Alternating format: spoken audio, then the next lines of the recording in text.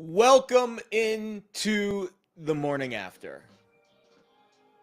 It is the morning after another head coach firing in college football, the morning after week 8 in the NFL, and a whole lot of things to get to on the show today. I am your host, Jared Smith. I appreciate you joining me here on this beautiful Monday morning. Cheers, wherever you are enjoying your coffee today. I guess maybe technically, if you're on the East Coast, you're getting ready for brunch, or maybe your second cup of coffee, but this is my first cup. Got a little bit of a late start today. There was construction outside of my house. I had to kind of meander around when I walk the dog, so I took the longer route than usual. He's sitting here right now with his cute bandana. I put him in these fall bandanas because, let's be honest, when you have a dog and you're single, you kind of treat him like your son. So he's chilling. We are ready to get to what I think is going to be an exciting show. Again, when I do these shows every Monday morning, I don't really have to prep a whole lot. I just kind of have to watch what's happening over the weekend and write down some notes. But this show I had to prep because it just seems like we have more coach firings than we have openings. I don't understand how every single week, 3 consecutive weeks now. It started with maybe it's me. Maybe it's this show. Since we started doing this show 4 weeks ago, James Franklin, Billy Napier, and now Brian Kelly has been fired as head coach of the LSU Tigers. Matt Fortuna has done a really good job. Friend of mine, colleague of mine. I used to work with him on Live on the Line. He's kind of been someone I've been paying close attention to during this because he has a lot of good inside sources. And I want to read you a tweet that he posted yesterday afternoon, which kind of sums up the reason why this firing happened so quickly. Because I'll be honest, I did not think this one was a surprise. James Franklin, also kind of a surprise. Billy Napier was not a surprise. Of the three firings, I think this one was the biggest surprise. Because the buyout was just so freaking big. And I want to read you this tweet by Matt Fortuna, which is detailing the debate between Brian Kelly and Scott Woodward, who's the AD of LSU. So per sources, the crux of the Scott Woodward-Brian Kelly showdown stems from a meeting yesterday, in which the AD asked Kelly to fire OC Joe Sloan. Kelly said he would then fire offensive line coach Brad Davis, which did not go over well with Woodward. I guess Woodward and Brad Davis have some kind of intimate relationship. And then Kelly left the building. And then moments after that, Governor Jeff Landry meeting with LSU's Board of Supervisors about the futures of both the AD and the head coach. So that was it. Brian Kelly walked into his boss's office the day after getting absolutely depantsed by A&M. And that game was embarrassing. That was an embarrassing performance by LSU, especially in the second half. They basically quit. And then all of a sudden, the disagreement happens, and Brian Kelly's gone moments later. Here's the irony of this. Joe Sloan also got fired this morning. So the AD got what he wanted. I guess Brian Kelly didn't want to fire the OC. I don't know what's going on behind the scenes there. I don't follow the LSU program that closely.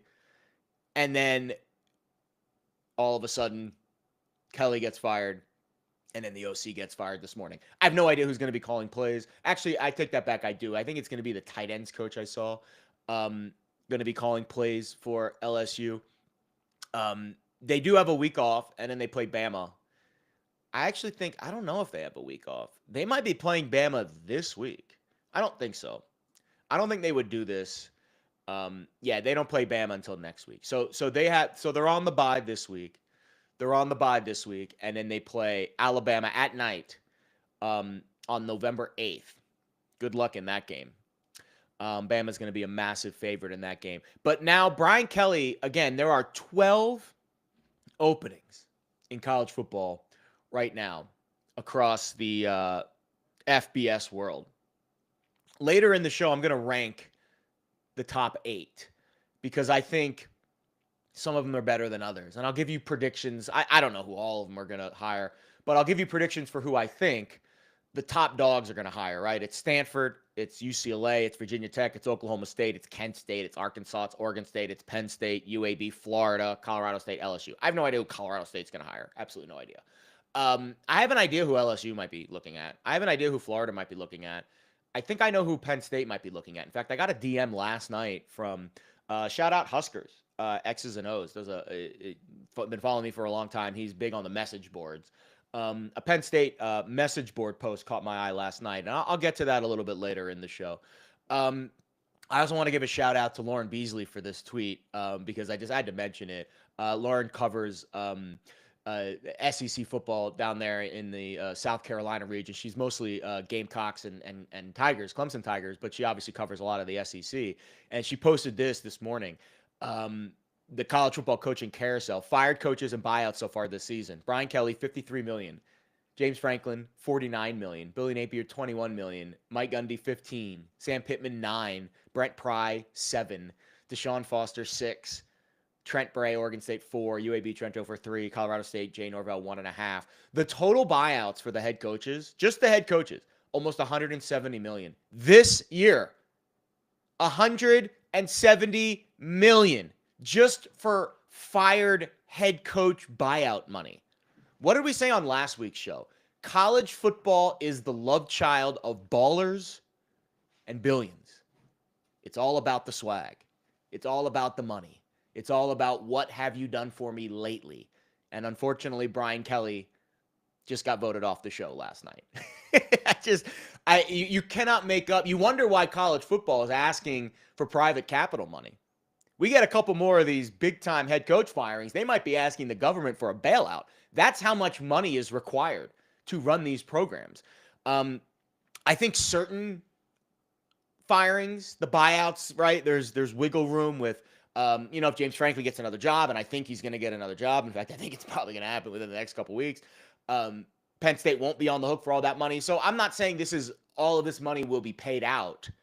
And it's an annual sum, so it's over time. You stretch that money out, it's not as bad. The big number is just a clickbait item. But it is wild to me how much money these fired head coaches are getting paid. I wish that people paid me this much money to not do my job. My life would be a lot easier. Before we get started with the NFL and college football recaps from the weekend, please subscribe to the channel. Please support the content. We had a really good week in terms of, right, like I do this show and then I cut it up and clip it and I'll post it, throughout the week. I'll post it on YouTube, Instagram, Twitter. I'll post all the clips and then we'll, recycle the clips as we go forward. That's the goal of the show. The goal of the show is to put stuff on tape every week that we can then call back to in later weeks and say, man, we're on it. If you were watching the show that week, you'd have been right on the mark.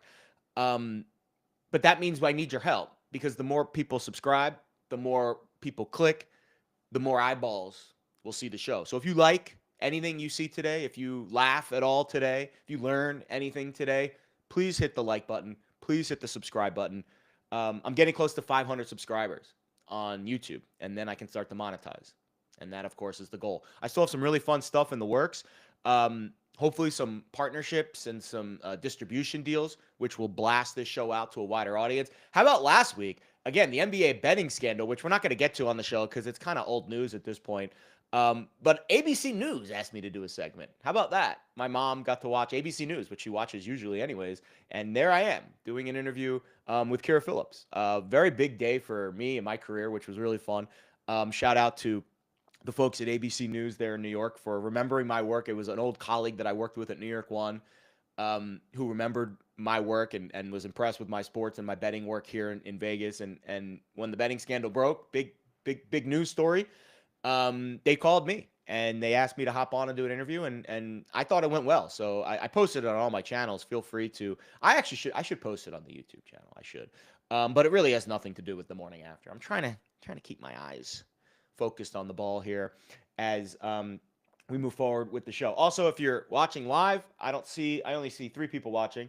But if you're watching live, you want to comment, I do have the YouTube chat open. If you have a question, I will do my best to get to it at some point during the show. Okay, let me pivot here. And we move to what I think is the most intriguing part of the show. and that is all of these head coaching job openings. Um, so I just mentioned all of the schools that have head coach openings in college football this year, right? I'm going to rank them because I think it helps me out with trying to figure out where these guys might land. So LSU is my number one opening right now. I mean, I think they are on par with a Bama, with a Georgia, with an Ohio State. Um, Maybe even Oregon, I think, is kind of close, but I still think because of the location in the Pacific Northwest, a little bit harder. So I put Oregon maybe like a rung below. But LSU is number one. They have the most resources. They are, in my opinion, the best position to win now if they get the right guy in. Way more than Penn State, way more than Florida, just because of the roster and the resources available to them. I think LSU is going to be a job that everyone's going to take that call outside of like a Kirby Smart or a Kalen DeBoer or maybe a Ryan Day. I think everyone, or maybe even a Sark too, although the Sark stuff with the Titans is interesting. I don't think that's real. I think it was maybe a whisper to try to get him a raise. Because all these coaches seem to be leveraging, right? All the coaches are leveraging these coaching firings to get a better salary, right? So, like Kurt Signetti was, I mean, chef's kiss with Kurt Signetti. I'm sure Penn State called and he said, "Hey, agent, go tell Indiana Penn State called and get me a raise," and he got a raise. And I'm assuming that's what happened with Sark. Sark's probably seeing all these coaches getting fired, getting raises. He's like, "Hey, agent, go whisper to Texas that I'm interested in the Titans and see what Texas does." And he was upset that it got out. I think it was Diana Rossini who posted it, and he blasted Rossini in his post-game presser after a very, very tight win against Mississippi State over the weekend. So LSU's the number one job. I think Penn State's too. I do. And maybe that's my homer bias, but I think Penn State's slightly ahead of Florida. I do. I think Penn State, because of their willingness to spend, the fact that they're not in the SEC, which means it's not as tough of a road. Like, you could conceivably drop a head coach in there, continue to build this roster, which they've done very nicely. I mean, the roster is about as expensive as any roster in college football and talented. You need a quarterback, but you can go find one, right? Look at what Indiana just did with Fernando Mendoza. Plucked him out of Cal, and now he looks like a Heisman candidate. So if you get the right coach and you've got the resources behind you, and let's say James Franklin goes to Auburn, right? Or Florida or one of those schools. That's assuming Hugh Freeze gets fired, which I think, even though he kind of saved his job over the weekend, I wouldn't be shocked if eventually that fell off. It was Arkansas, and they needed just an incredible performance from their offense to get across there. I think Penn State's number two. I do. I think Florida's three, right? I think it's close. Frankly, I think you could flip flop those, and I wouldn't really push back too hard. Florida obviously has all the resources. They're in the SEC. They're in a recruiting hotbed. They've been very quick to spend big money on coaches, right? Dan Mullen, Napier, like they're obviously very willing to spend. So I think Penn State and Florida 2-3. It's really 2A, 2B, but I'll give Penn State the slight edge because they don't play in the SEC. And if their roster is on par with Florida's, you would think Penn State's got a better chance to be in the playoff because, again, a little bit of an easier road. Oklahoma State's 4. And the reason why they're so high is because of all the oil money they got down there. And I wouldn't put them at – I had someone push back. I tweeted out these rankings last night. I had someone push back that Oklahoma State should be higher. I just think because you play in the Big 12, it's just not as sexy of a job. That's just how I feel. I think the resources are there. They're probably better resources, frankly, than Florida and Penn State. Again, I think the deep pockets for that oil money and Boone Pickens and all that money down there. But I just think the conference and the situation's a little bit lower. So I put Oklahoma State 4. Arkansas 5, SEC, but not a prolific SEC job. Then I've got UCLA 6, Virginia Tech 7, Stanford 8. Bottom of the rankings aren't as exciting. But I do think there will be some really good candidates for those jobs, especially UCLA. I think UCLA's got a chance, guys. They've got a really good roster. Nico's a stud. We'll see what they do at quarterback next year. But I think UCLA, like if they can get Nico to go there and play, and if they can get some of these, They got some really good players in the NFL, right? The Latu kid got drafted last year. So, UCLA's done a good job of bringing some talent to high levels. And we'll see what move they make in the Big Ten, right? I think that makes it a more attractive job. You got a lot of Big Ten money there, so I definitely put the Big Ten jobs ahead of the ACC jobs for sure. Virginia Tech and Stanford just a little more niche. So there's your college football coaching carousel. It is spinning round and round. Remember last week I said forget everything you think you know about the college football coaching search. Throw it out. We're in a completely different world. There is significant amounts of private capital money flowing in. That means these ADs are fine with just cutting these guys a check and saying, see you later. We don't want you anymore. And we've seen 3 whopper buyouts this year. I mean, the Brian Kelly and James Franklin, two buyouts over $100 million is just, I mean, obviously these ADs do not care about money when it comes to throwing these coaches to the curb. Okay, let's move on to the Week 8 recap in the NFL. I'll be honest. I think it was a good week for most people betting. Unless you're a sharp dog bettor. I know there's a lot of sharp dog bettors out there. But the NFL this week, favorites went 10-2 against the spread. Overs went 9-1-2. I mean, just absolutely remarkable. So favorites now are hitting at over, almost, excuse me. Of course, we have the Chiefs pending on Monday Night Football. But favorites are hitting at almost 55% this year. And since the start of last season, this is ATS. ATS favorites, 55% this year. 54% since the start of last season. Unbelievable. If the Chiefs win tonight, it would be the best win percentage for favorites in a single week in the last 40 years. And I think I've reached that point in this NFL where I kind of know that we're in a weird time. And what do I mean by that? We're in a time where I think everything that you think you know about being a sharp gambler, and I know this isn't a gambling show, but I think it frames the conversation very well. So when I was growing up and I was first getting into gambling, I had some friends, most notably an older cousin and a couple of close friends who were really into the betting world. And every single week, they would give me their picks and they would tell me, this is the sharp side, right? Like, this is who the pros are betting on. And I would kind of learn through that lens where I would always try to be on the sharp side. I would always try to be on the sportsbook side. Most of the time, that would be underdogs. Then 2019 happened, and I started to do this for a job. And I started to talk gambling every day on radio and on TV, and I had to sound smart. So I adopted that mindset because to me, it sounded a lot more credible if I was talking about it from the market perspective and the sportsbook perspective more than just, I think this team's going to win, so let's bet this. And that worked for a while. It really did. And I think over the last year, maybe 2 years now, based on what the numbers are telling us, something shifted. Maybe the public has become a little bit more educated with gambling. The information's out there more. Totally fair. I don't think that's the reason why this is happening. I think the reason why favorites have been performing so well over the last 2 years is the death of ugly dogs. What do I mean by that? Not real ugly dogs.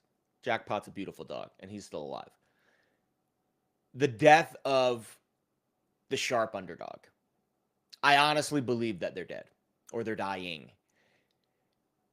The reason why they're dying is because the gap between the good teams and the bad teams is getting wider. More specifically, the gap between the good quarterbacks and the bad quarterbacks is getting wider. When I watch the NFL, let's start with this. When I watch college football, the one thing I notice is everything is very paint by numbers. There are very few quarterbacks in college football that are now being taught to play quarterback in the NFL. The best quarterbacks in college football, besides Ty Simpson and maybe Fernando Mendoza, but I haven't watched the film deeply on him enough yet to make that distinction. But Ty Simpson, I have. But let's take Marcel Reed, for example. Marcel Reed is a Heisman candidate this year. He looks like one of the best quarterbacks in college football. He's not asked to do a whole lot in terms of reading the field. Colin Klein puts him in a very good situation. It's very RPO, run heavy, one side of the field, pull, throw. If it's not there, run. There are very few quarterbacks in college football today because of the evolution of the mobile quarterback that are being asked to do NFL quarterback things. The problem with mobile quarterbacks in the NFL, A, they get hurt. B, everyone's so fast, they're not as effective. And I think what you're seeing is a lack of development of the quarterback position. And it started about 10 years ago, right? 15 years ago. Actually, it really started with Michael Vick, but there was, he was so far advanced past all the other mobile quarterbacks in college football. It took a while for other quarterbacks to get to that level. But then you saw Lamar Jackson, right? You saw other guys that are just so far past what a college football quarterback's mobility would normally be that they're special. And then eventually people started to mimic that. And now you have all these RPOs and all these very simple offenses in college football that are just one read, pull, throw. And what that's doing is over time, you do that year after year after year, more programs start to adopt this, and you have less true pro-style quarterbacks that are now coming up through the college ranks and moving on to the NFL. And it's stunting their development. We also see quarterbacks leave early. Anthony Richardson is the prime example of this. That dude had no business going to the NFL. He needed significantly more seasoning at the college level. But they're freak athletes. They can run all over the place. They've got a howitzer for an arm. And NFL GMs start licking their chops. And then they get advice from their agents and their managers, and they say, hey, you come out early, you're going to be a first-round pick. You're going to get this many millions of dollars. Of course, the 21-year-old kid's going to say yes to that. But you're stunting their development. It's like not giving a child enough calcium for his bones to grow. Maybe it doesn't hurt you when you're 4, but when you're 40 and you have these weak, brittle bones, it's going to hurt you. So when these college quarterbacks who don't get enough seasoning at the college level, they don't get the right coaching, they're not in pro-style offenses, enough of those guys come to the NFL and the level that they can handle drops. And you're seeing this now across the entire league. So many of these offenses, Cam Ward's kind of a good example of this. It's just very vanilla. It's very basic. And then they make mistakes and they can't handle the adversity because they haven't overcome adversity in their entire career. They've been handed everything. They've been said yes to their whole lives. So the amount of quarterbacks in the NFL right now who are elite NFL quarterbacks, even average NFL quarterbacks, is very small. Very, very small. Like, I would draw the list at maybe like a CJ Stroud or a Dak Prescott. Honestly, it would be like Josh Allen, Lamar, Mahomes, Burrow, he's hurt, Goff, Stafford, Jalen Hurts, Herbert, Baker, Love, Daniels is hurt, Stroud, Dak. Like, I mean, there's maybe 10 quarterbacks in the whole league that I trust right now to play the position well. The rest of them are all below average guys. They're young, they're mobile, but they don't see everything. They miss coverages. They make terrible reads, terrible throws. The quarterback position, maybe I should throw Darnold in that mix too, because he's obviously renovated his career. Obviously, I'm just kind of, maybe Daniel Jones too, I guess, with Shane Steichen. I would say there's 10 to 12 quarterbacks in the NFL right now that are good to great. Everyone else is below average. And that's not a good outlook for the NFL and for the position. So keep an eye on that. Keep an eye on the quarterback play and just how wide the gap is between the good teams and the bad teams in the NFL. If your quarterback's bad, I don't care what the rest of your roster looks like. Odds are you're not going to cover most weeks. And right now, the favorites are absolutely cooking in college football, in the NFL, excuse me. Okay, let's get to some of the games that were impactful over the weekend. As I pull up my weekly matchup sheet. We'll start with Thursday night. Belt to ass. Chargers over the Vikings. Not really much to get to there. Again, the Vikings have a terrible quarterback situation right now. We don't know if J.J. McCarthy is fully healthy. Carson Wentz is a train wreck. They gained 3.5 yards per play. Minnesota's got a great roster. Kevin O'Connell's a great coach, but you can only do so much. I think Kevin O'Connell right now is being asked to make chicken salad out of chicken shit. It really is it really is remarkable how bad the Viking quarterback situation is. I have no idea if JJ McCarthy is going to return next week. I think he is. Minnesota goes to Detroit. Good luck with that. The ugliest game of the week was Miami. Just destroying Atlanta, 34-10. Miami won the box score. Atlanta looked awful. Kirk Cousins looked terrible.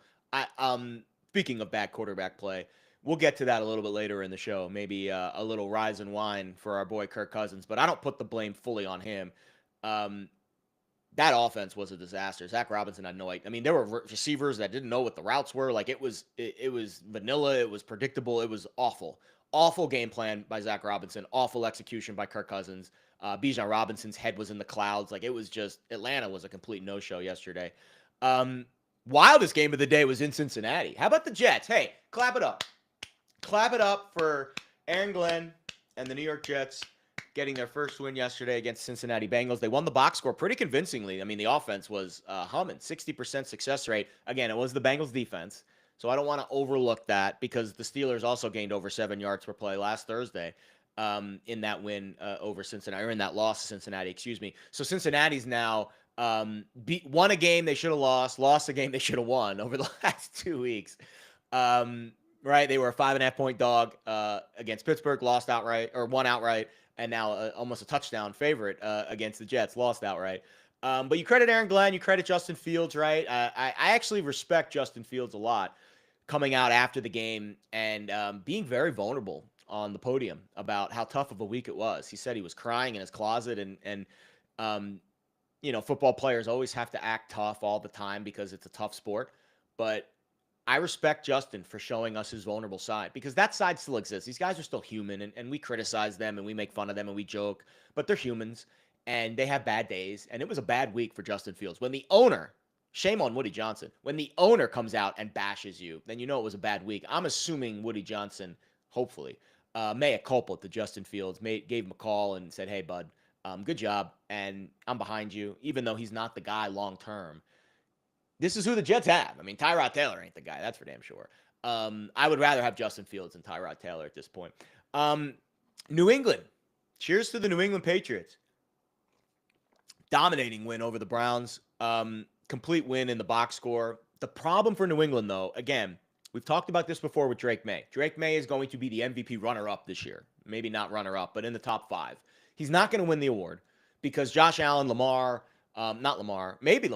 Allen, Mahomes, Baker, right? Like I think even Daniel Jones, I think these guys have been in the league longer and have earned the MVP status, whereas Drake May in his second year, just not quite there yet.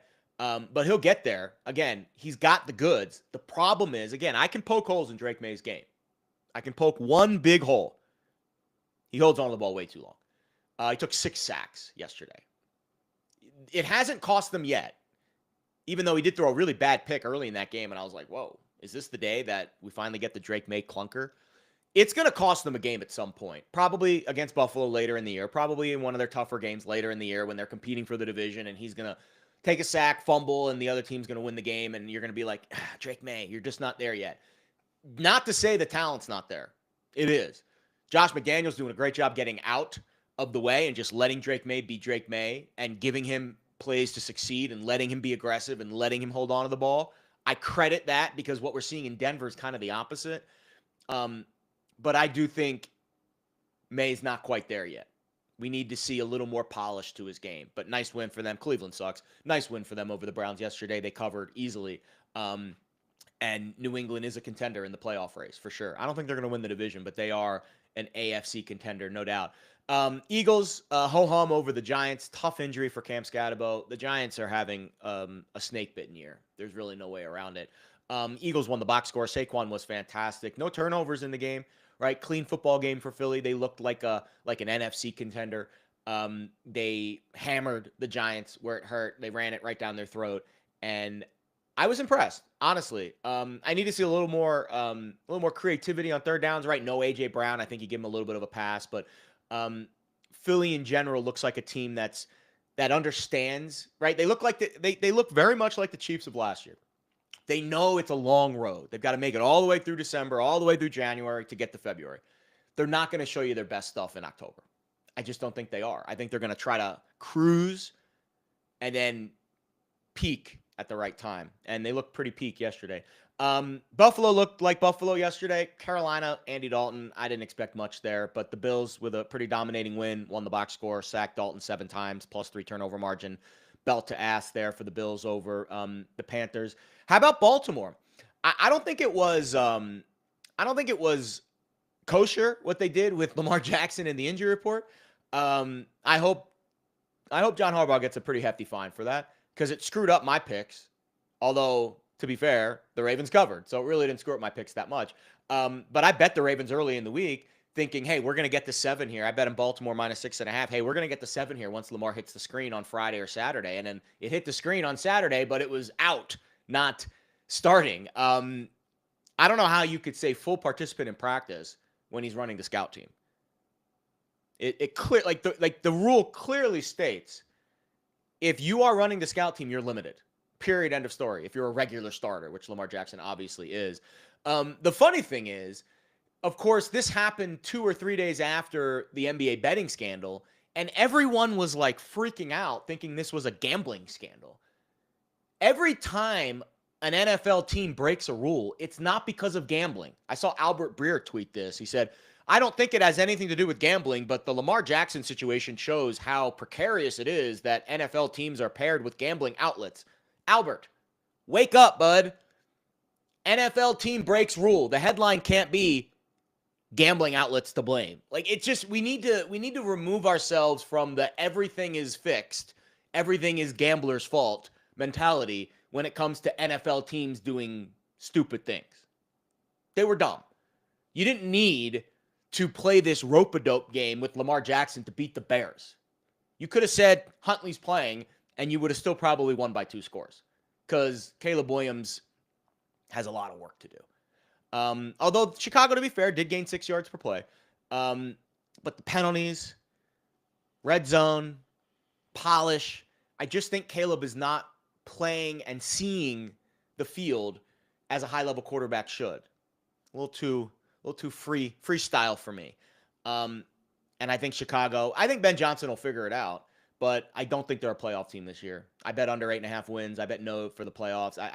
They were very fortunate to win that game against Washington, very fortunate to win that game against Vegas. Even with those very fluky wins, I still don't think the Bears reach 9 wins, and I still think they miss the playoffs because go look at the back half of their schedule. Woof. Nice win for Houston over San Francisco. This was one of my better calls of the week. I was on the Texans. I thought the number was very obvious, right? Despite the fact that San Francisco had a better record significantly. They were winning games. They were putting together good performances. Houston looked awful. Short week against the Seattle blowout.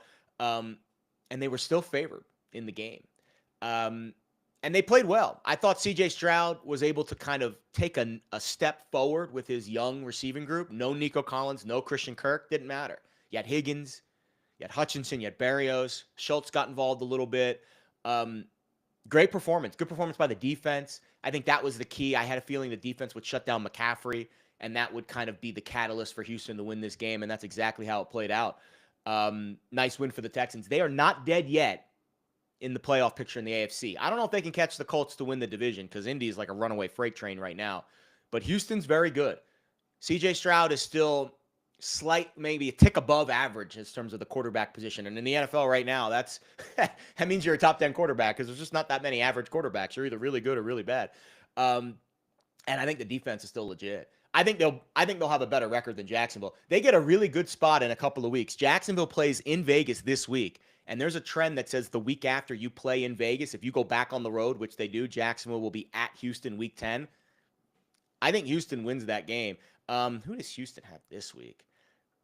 Denver at home. Big game. Yeah, we'll talk about that a little bit when we get through our recap. I'm a big fan of this Houston team. I think they are undervalued right now. I think Stroud, and they had a really rough start. I think they'll get Collins back. I think they're going to play better down the stretch. I think that defense is legit, and I think Houston's a team to watch out for. Tampa Bay, kind of ho-hum over New Orleans. They actually got outgained and lost the success rate battle, but Spencer Rattler's a walking turnover. He leads the NFL in turnover-worthy plays heading into yesterday's game, and I don't think it's going to change because they turned it over 4 times, and he got benched. I don't know if Tyler Shook's going to be any better. I think New Orleans gave you their best puncher's chance early in the season. I think they're going to fall off and be one of those worst bottom 5 kind of teams down the stretch of the season. Nice win for Denver. Again, one of my better calls of the week was laying the 3, maybe like 3.5 with Denver. Dominated Dallas. The defense for the Cowboys is awful. I had a feeling that after Denver got a scare last week by the Giants, that they would come out focused and they would come out, with tempo and throttle up on offense. That's exactly what they did. Bo Nix, I don't love what I see with Bo Nix. I like what I see. I would like to see them play this aggressive in the first half more often. They seem to rely on their defense too much. Their defense is elite. I mean, it's a top 5 unit, maybe even top 2. But they seem to rely on it a little bit too much, where they'll just kind of say, hey, we're just going to win this game 17-10. We don't need Bo Nix to go crazy. Screw that. You got a good quarterback with a good running game. I mean, Dobbins and Harvey, those are, that's a good change of pace. You've got good receivers on the outside, Sutton and Mims and Franklin's coming on, the Oregon kid. Let her rip, man. Let her freaking rip. Win the game 41-10. Why does it have to be 17-10? But a nice win by Denver yesterday. I think they are very live in the AFC. I don't think they're going to win the division. I think the Chiefs will win the division. But as we mentioned a few minutes ago, huge game for them this week on the road at Houston. The Colts are the best team in the NFL right now. Their offense is playing at historic pace. Over 8 yards per play against the Titans yesterday. Won the turnover battle. I mean, it was belt to ass over Tennessee. The Titans defense just kind of looks like they're out of it. And Cam Ward, to be fair, only committed 1 turnover yesterday, but he's also a walking turnover. And the late night game, the game we just watched last night, Green Bay, dominant performance in the second half. They won the yards per play battle. They won the turnover battle. It was a pretty impressive performance from Jordan Love, who looks like, right, that was like a passing of the torch game. All of the talk during the week was about Aaron Rodgers facing his former team. The talk should have been Jordan Love taking the torch from Aaron Rodgers and saying, sorry, Unc, this is my team now. This is my league now. The Packers are legit. I don't know who's going to win the NFC this year. It's a wide open race, but the Packers right now are the only team in the NFC with 1 loss. If the season ended today, they've got that 1 tie, which is a little bit fluky. But if the season ended today, it would be the Green Bay Packers with the number 1 seed. And I think that matters a lot. We mentioned this on last week's show. The Packers need that number 1 seed.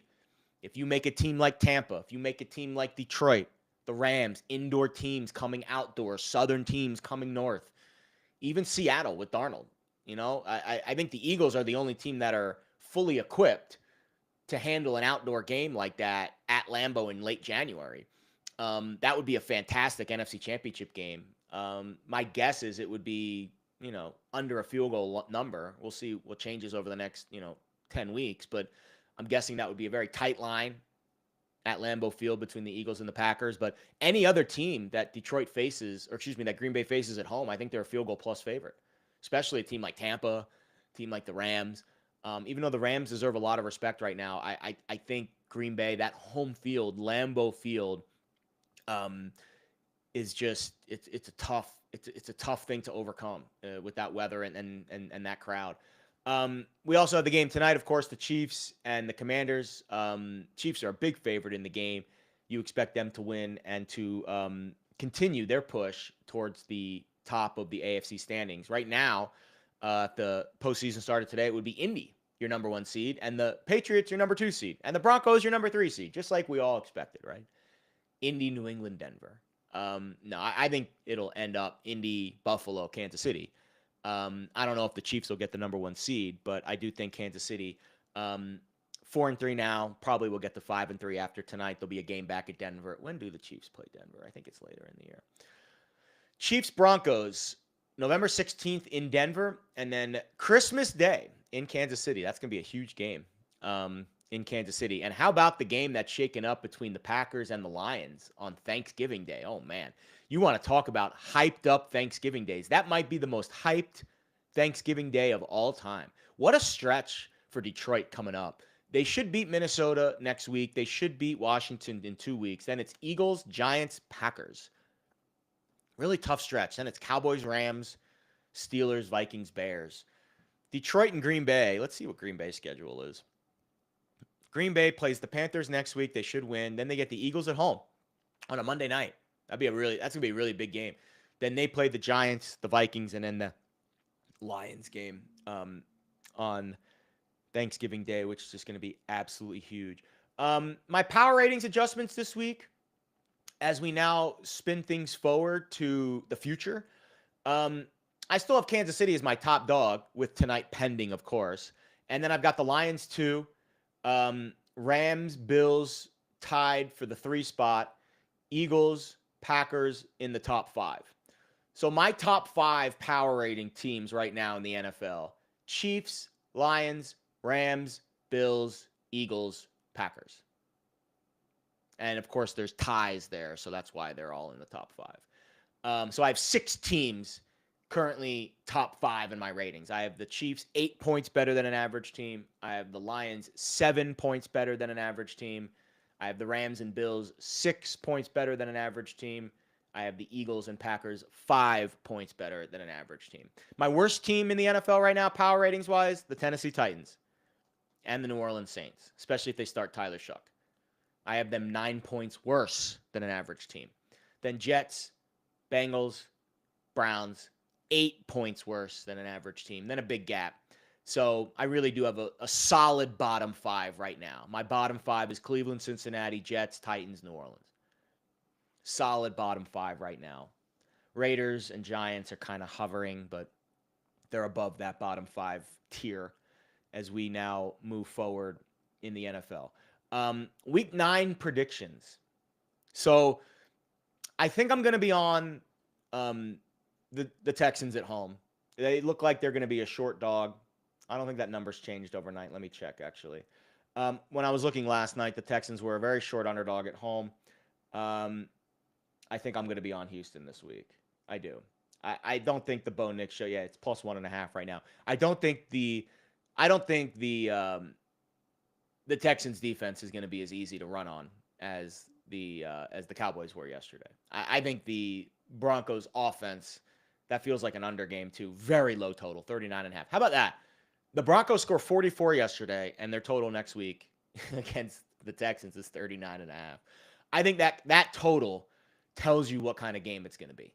This is going to be a slobber knocker game, and I think the Texans will win at home, and I think they'll get back on track, and really start to put themselves in playoff positioning. They're kind of hovering right now.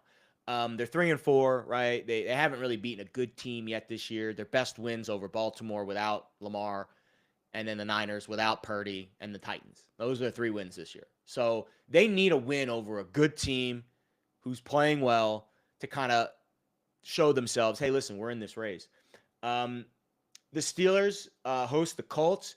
I wanted to bet Indy minus 2.5. It's now 3. Not as valuable, right? Colts a 3-point road favorite. Steelers defense looks awful. Aaron Rodgers is not going to be the reason why the Steelers missed the playoffs. It's going to be the defense. Their defense looked terrible last night. The Niners are a 2.5-point road favorite at the Giants. My guess is if Purdy gets upgraded, I'm guessing that closes 3 or higher. But I don't know if Purdy's going to I don't know if Purdy's going to play. I mean, the turf toe is a lingering injury. And if it's the Niners' injury luck is so bad, I mean, I honestly would not be surprised if Brock Purdy continues to miss time. Chiefs-Bills this week, fun game. Line's a pick 'em kind of right now. Bills are a slight 1-point home dog. I would guess if the Chiefs win tonight, if they cover tonight, I would guess that line stays Kansas City favored. If it's tight, or if, God forbid, the Chiefs lose, then Buffalo will flip to a favorite.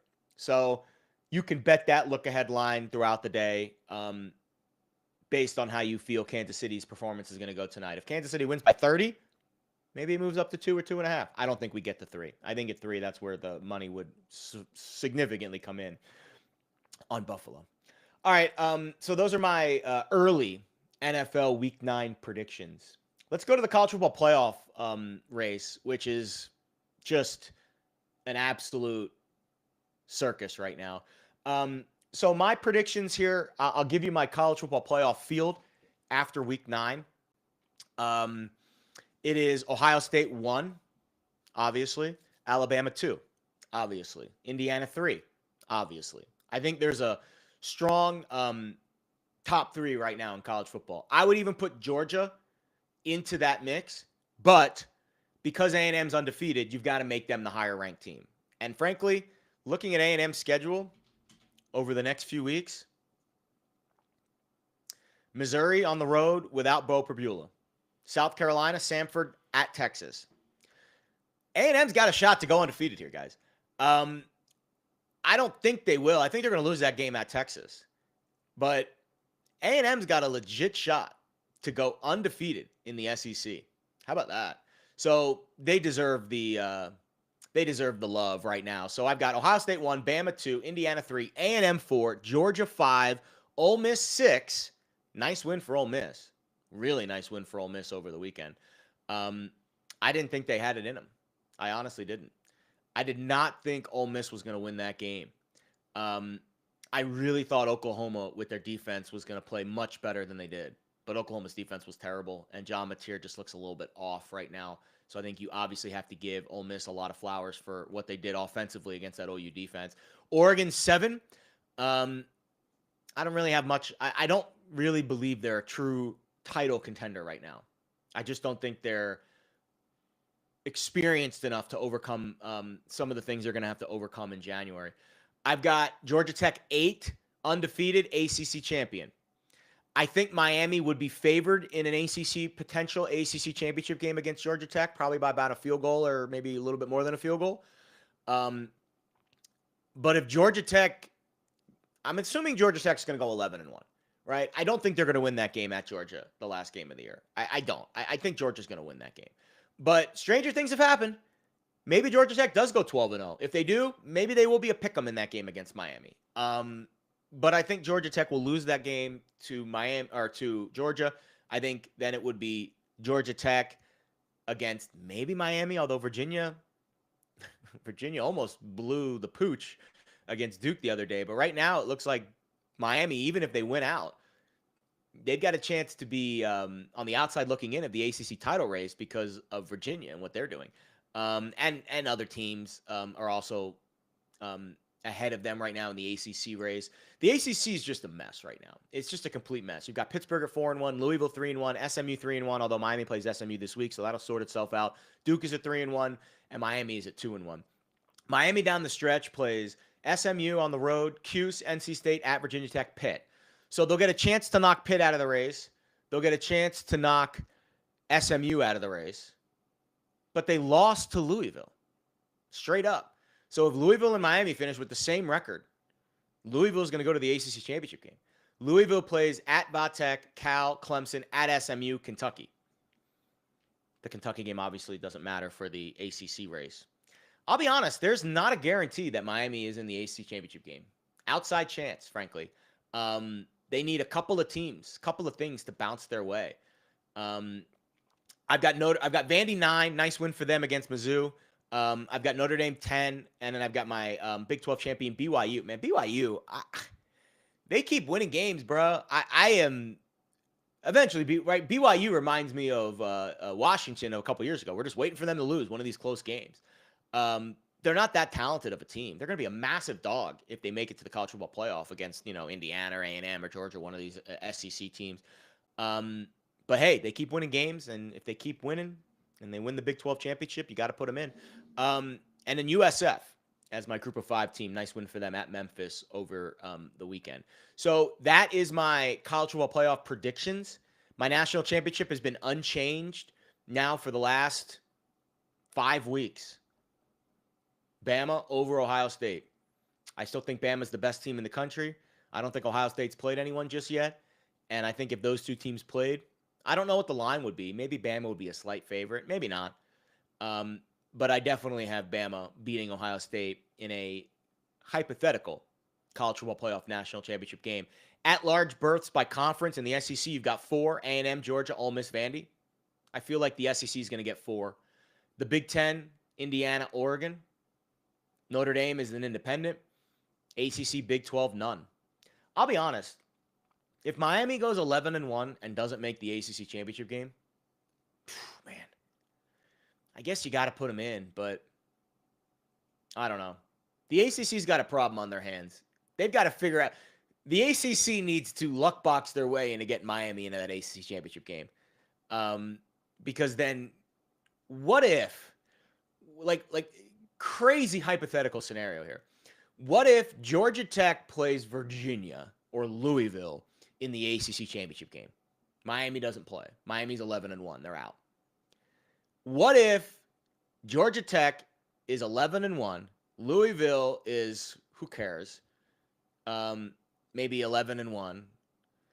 What if the unranked Louisville, the unranked Virginia, the upstart team wins? I guess Virginia would be ranked, but you get my point. Like, not a top 10 team. What if the upstart underdog wins the ACC championship game? Miami doesn't play in the ACC championship game. Georgia Tech at 11-1 loses. You've got 3 ACC teams. You got to put the worst of the 3 in the field, like a Louisville or Virginia. What do you do with Georgia Tech and Miami? The ACC's got a big problem on their hands if they don't get Georgia Tech and Miami into that ACC championship game. I'll be honest. I don't know what the committee would do. I have no idea. Important games this week. Again, Miami at SMU is a huge game. CFP elimination game. It's very possible. It's very possible that Miami goes 11-1, 8-1 in the ACC, and misses the ACC championship game. Miami's a double-digit favorite in this game. We expect them to win, but stranger things have happened. Oklahoma at Tennessee. The SEC gauntlet is really starting to rear its ugly head for OU. They've lost 2 of 3 since starting 5-0. Does not get any easier. They're at Bama next week. So you play Tennessee this week. You're a road dog. Then you go to Bama in 2 weeks. Just an insane schedule for Oklahoma down the stretch. I think the Vols are a sneaky college football playoff team. I really do. In fact, what is their number right now to make the college football playoff? Give me a second as I pull that up. I think Tennessee's got a legit shot to make the college football playoff. I really do. Right now, they're 3-1 to make the college football playoff. I would make this bet.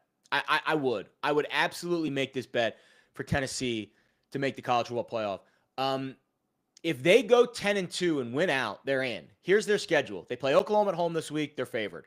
New Mexico State, win. At Florida, win. And then they finish at home against Vandy. They'll probably be favored in that game too. If they go 10-2, they are making the college football playoff. You cannot keep a 10-win SEC team out of the college football playoff. I'm sorry. You just can't. I would make that bet right now. Tennessee 3-1. In fact, I'm going to give it out to my people in my Discord. Join the Discord board, by the way. I'm going to give it out to my Discord right as I get off the air here. Tennessee 3-1 to make the college football playoff. Vandy at Texas. Huge game. Huge game this week in Austin. The Longhorns season, I mean, listen, they came to life. I did not think they were going to beat Mississippi State last week. I even thought they were on the ropes against Kentucky. They won both of those games. Arch Manning found a way. Wasn't pretty, but they found a way. Texas only has 1 SEC loss, right? They lost to Ohio State week 1, best team in the country. And then they lost the 1 SEC game to Oklahoma. Or excuse me, not to Oklahoma. Who did they lose to in the SEC? I'm blanking. They beat Oklahoma. They lost to Florida. That's right. They lost at Florida, which is a bad loss, but that was kind of like the Billy Napier revenge spot. So Texas has a really tough schedule down the stretch. Vandy, at Georgia, Arkansas, A&M. It ain't going to be easy for Texas, but it's Texas. They've got a great roster. Arch Manning maybe is figuring something out. I think Texas has a chance to really make some noise down the stretch. Now, I think Georgia beats them. I think A&M probably beats them, but you've got these games in front of you. You got nobody to blame but yourself, Sark and Arch. You got a chance to win these games and really cement your college football playoff hopes.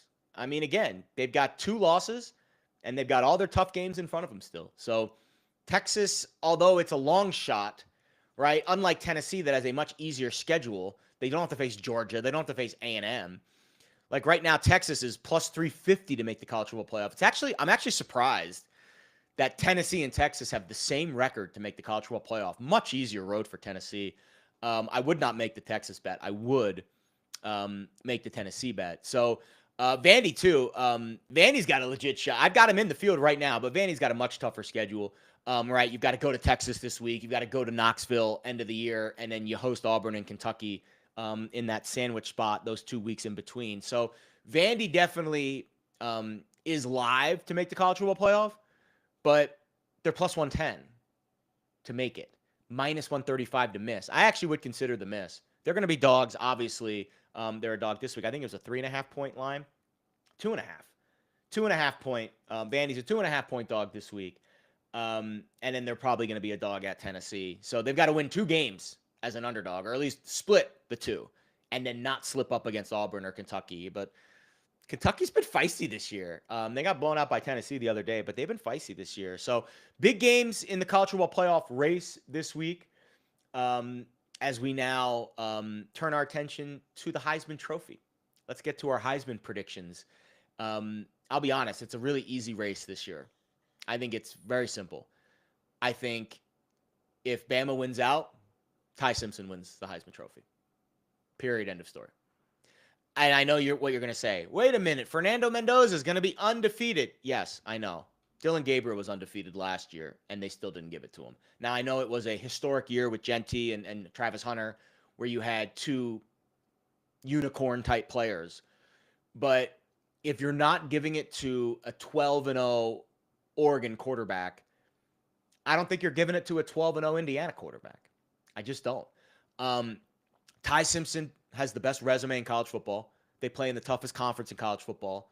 Their schedule down the stretch is a cinch, guys. Like, they're tough. They're through the tough part. LSU at home, Oklahoma at home, Eastern Illinois at Auburn. Alabama's probably going to go 11-1, guys. And if they go 11-1, Ty Simpson wins the award. Now, if they drop one of these games, let's say they drop the game to Oklahoma, Ty Simpson struggles, the Oklahoma defense wins. That's when Mendoza probably becomes the guy. That's when Marcel Reed has a chance, right? If A&M goes undefeated, that's when Marcel Reed has a chance. I don't see Julian Sain winning the award. I just don't. I just think there's too many. First of all, Ohio State's schedule is just so simple. And there's no signature wins. There's no moments for Marcel or for Julian Sain. What's Julian Sain's Heisman moment? Handing it off and throwing a deep ball to, the best receiving group in the nation against, subpar secondary players. Like, again, Ohio State's schedule is an absolute cinch, guys. They won their toughest game of the year against Texas by scoring 14 points. At Wisconsin, at Illinois, Penn State, Purdue, UCLA, Rutgers, and in the game at Michigan. I just don't see an Ohio State player winning this award. That's how I feel about Vandy, too. I love Diego Pavia. He's just not a Heisman. He's not going to win the Heisman. He doesn't deserve to be in the top 5. I would put Stockton ahead of him. I really would. I just think he does more. Well, actually, to be fair, no, I wouldn't put Stockton ahead of Pavia. Pavia deserves some love. You know who I'd put in front of Pavia? Haynes King. That's who I'd put in front of Diego Pavia to win the Heisman. What Haynes King's done this year is remarkable. He looks like one of the best players in college football. I think the top 3 or the top 2 is where you're going to find this winner. I think it's a very easy race. Frankly, I think the Heisman Trophy is one of the easier races to handicap this year. I really do. If Bama wins out, you give it to Simpson. If Bama doesn't win out, you give it to Mendoza. I think unless here's the fly in the ointment. All right, are you ready for your Heisman sleeper? Hit the record button on this one, guys. Your Heisman sleeper this year is Jeremiah Love. It is. There isn't a legit quarterback right? There isn't that runaway freight train at quarterback. I think you give it to Simpson based off of respect and value in the SEC. You give it to Mendoza because they go undefeated. But neither of those guys is running away with the award. That's why we're more than halfway through the year, and there's not a legit favorite. Both Simpson and Mendoza are splitting the favorite tag right now, with Sayin and Reed still kind of hovering, right? You have 4 players plus 550 or shorter to win the Heisman. Jeremiah Love, I think, is the best player in college football. He is last year's Ashton Genty. They finally unleashed him against USC the other day. You can make a case that Notre Dame's schedule down the stretch is Cupcake City. And if they give Jeremiah Love the keys to the castle and say, go crazy, big fella. Boston College, Navy, Pitt, Syracuse, Stanford. I mean, he could easily rip off 200 yards apiece on all 5 of those teams. And all of a sudden, he could be at 1,600, 1,700, 1,800 rushing yards on the year. And then I think you would have a case for Jeremiah Love. Maybe that's the sprinkle you make this week. Like, I had a free bet on BetMGM, $10 free bet, who cares? I'm going to put it on Jeremiah Love this week at 18-1. I think that's the long shot, that's the sleeper Heisman who could just explode down the stretch and maybe run his way into the conversation. All right, we close the show as we typically do here on the morning after by venting about something that I saw in sports over the weekend that bothered me. This week's Rise and Wine, Kirk Cousins. Oy vey. All right, where do we start here? That was one of the ugliest performances I've ever seen in an NFL game yesterday. The fact that Kirk Cousins made, I guess if you extrapolate, if you use his salary as a guide, he probably made about $2 million in his game check yesterday. I wish I made $2 million to perform that badly at my job. I'm going to read you a tweet from Kurt Warner, who unfortunately had to watch the Falcons film yesterday for his job. I love this game and breaking down tape, but I'm struggling to watch the Atlanta O tape. Predictable, boring, same plays over and over. Don't like the spacing, lots of miscommunication, just don't really get it. There was a case to be made this year that teams should trade for Kirk Cousins. Quarterback needy teams should trade valuable draft assets or other players or money for Kirk Cousins. Woof. No. He's counting for $40 million against the cap for the Falcons this year. And he'll count another $35 million dead cap next year if they cut him. So Terry Fontenot, remember back in 2024, Terry Fontenot signed Kirk Cousins, gave him $100 million guaranteed. Then a month later, drafted Michael Penix in the top 10. And at the time, that was a stunning pick to draft Michael Penix. The thought process was, hopefully Penix doesn't play for 2 or 3 more years. Well, he ended up playing in 1 year. And clearly he's not ready. Because out of 34 qualifying quarterbacks right now in the NFL, Penix is 24th in EPA per dropback through 6 starts. So you sign Cousins, you draft Penix. That is becoming one of the worst quarterback decisions I've seen in recent NFL history. I think the Cousins signing is like beyond comprehension at this point. And the Penix draft pick, it's just a mess. I don't fully blame Kirk Cousins for this. He's been thrown through the ringer. You know, he got the job, then he had to deal with the draft pick of Penix, and then he struggled last year to start, but then he was great for a few weeks, and then he fell off late, and then they go to Penix, and then they start Penix this year. It's a mess. The Atlanta quarterback situation is a mess. Raheem Morris, I don't think has any clue what he's doing. And obviously at the top, the message filtering down is getting lost in the sauce somewhere. But the Falcons offense, Zach Robinson, Kirk Cousins, Michael Penix, Raheem Morris, Terry Fontenot, the whole operation is an absolute disaster right now. And you've got one of the best players in the NFL in his prime, Bijan Robinson. You've got an elite offensive skill group with London and Pitts and Mooney and all those guys, and they have no clue how to handle the quarterback situation. It's a complete disaster. I don't know how Atlanta figures it out from here, but I was dead wrong on this team for betting the over in the preseason. The Falcons play at the Patriots next week, then the Colts at home in 2 weeks. Good luck. Those are two very good offenses. They're going to make your offense look like a junior varsity team over the next 2 weeks. But my rise and wine this week, Kirk Cousins and the Falcons offense, one of the ugliest performances I have ever seen in the NFL in a blowout loss to the lowly Dolphins at home as a touchdown plus favorite. Woof. All right, let's finish the show with morning glory. Something that I saw yesterday that deserves praise, a positive. We always leave you on a positive note here on the show. And it's Justin Fields. Clap it up for Justin Fields. I have been critical of the Jets and Aaron Glenn. The offense has been a dumpster fire. The defense, undisciplined. But they showed some fight yesterday. And Justin Fields, coming off a week where he admitted after the game that he was crying in the closet because of all the mean things the media was saying about him, me included. But the owner coming out and throwing him under the bus was the last straw. That was the moment to me where now this turned into a real overcoming adversity type of story. The owner is your boss. He's signing your paychecks. So when he's coming out and saying, if we could only complete a pass, then we'd have a chance. Kudos to Justin Fields. He completed many passes yesterday. He played his best game with the Jets yesterday, besides that week 1 game against the Steelers where he was good. But I thought yesterday,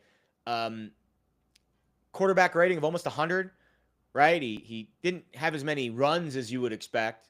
Wasn't as successful with his legs as you might expect.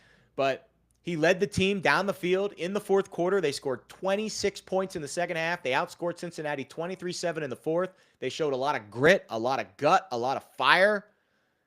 And Justin Fields, congratulations, my friend. Getting your first win as a Jet, securing the win for Aaron Glenn, and maybe silencing the doubters from inside your own building, at the top of your own building, for at least one more week. Do I think the Jets are going to run off a bunch of wins in a row and become a playoff team? No. But they do play the Browns next week at home. So maybe they can make it 2 wins in a row against Dylan Gabriel and that very susceptible Browns offense. I think Woody Johnson is the problem, though, guys. I really do. It is rare where the owner is throwing players under the bus to the media. There's no need for that. The owner has bigger and better things to do than to talk about the players to the media during the week. Let the coaches do that. Let the GM do that. Just run the team. Sign the checks. Be the calming, cooling presence of money and security. The owner should not be rocking the boat of the team on choppy waters already. It just is such a bad look. And kudos to Justin Fields for absorbing all of that negativity and coming out on Sunday and putting together a damn good football game, a turnover-free football game where the Jets surprisingly didn't commit a ton of penalties. Again, the New York Jets played a very clean football game. Justin Fields didn't take a sack, didn't commit a turnover. They gained over 7 yards per play. Your morning glory. Episode 4 of the morning after, Justin Fields. All right, that will do it for this week's show. Again, I will remind you once again, please, if you are not subscribed to the YouTube channel, please click the button. If you are not following us on all of the platforms, X, Instagram, Spotify, Apple Podcasts, wherever you get your podcasts, wherever you get your YouTube feed from, click the subscribe button, like the video, share the video. I'm working hard to try to get you guys quality content every week, not just picks or hot takes. I'm trying to come at this from an intellectual perspective, from an analytical perspective, and give you my personality and my influence as we try to make sense of what we see in the world of sports. That will do it for this episode of The Morning After. We will see you next week.